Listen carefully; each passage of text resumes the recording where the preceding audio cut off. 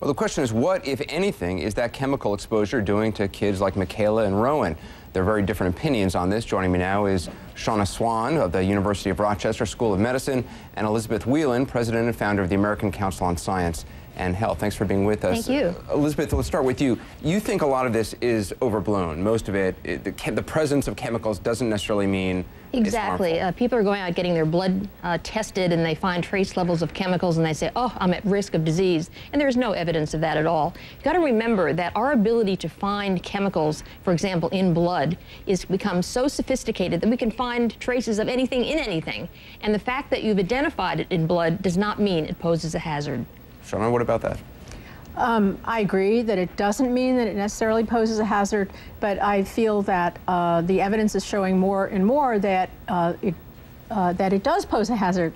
And while we are able to measure more and more chemicals at lower and lower doses, which allows us to do the kinds of studies that we need to do to show health effects, what we're seeing is when we're exposed to many chemicals together, particularly, the risk of harm increases. What proof, though, is there of that? I mean, when you actually start to look at the evidence, what studies can you show that indicate they are dangerous? There's evidence, for example, low levels of lead, pretty well accepted, pose risk to, say, our children in terms of their IQ, in terms of fertility.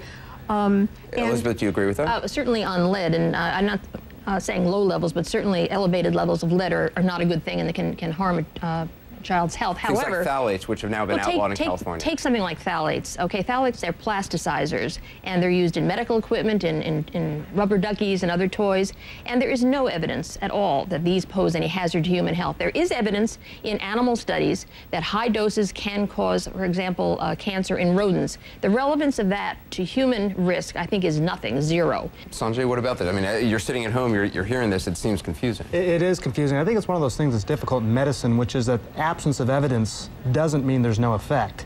And that's an important point. Just because the science hasn't caught up yet doesn't mean that we won't find that out. And to Elizabeth's point about lead, for example, you know, in the 1960s, 60 micrograms per deciliter was considered a high level.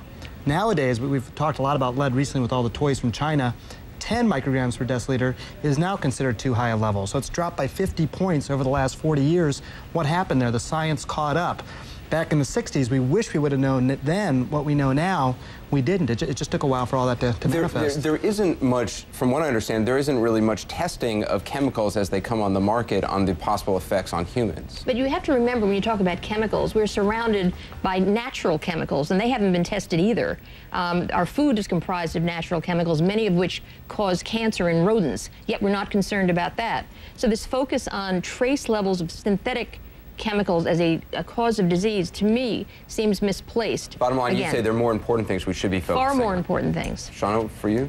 We're exposed to 50 to 100, I don't know how many you had, chemicals. Many of them add up in what we call the new math, so that the whole is greater than the sum of its parts. That's what I'm most concerned about. And I'm particularly concerned when this happens to the fetus, the unborn child, because at that time, that fetus does not have the ability to handle the chemicals that we do as adults. So the changes are permanent and can be lifelong. Well, Shauna Swan, we appreciate you being on. Elizabeth Whelan, thanks as well. Thank you. Up next, another part of our Planet in Peril investigation. Dr. Sanjay Gupta takes us inside an animal market where animal parts, some belonging to endangered species, are up for sale. Find out what you can do about it. Also ahead, the lighter moments from our worldwide travels. We'll be right back.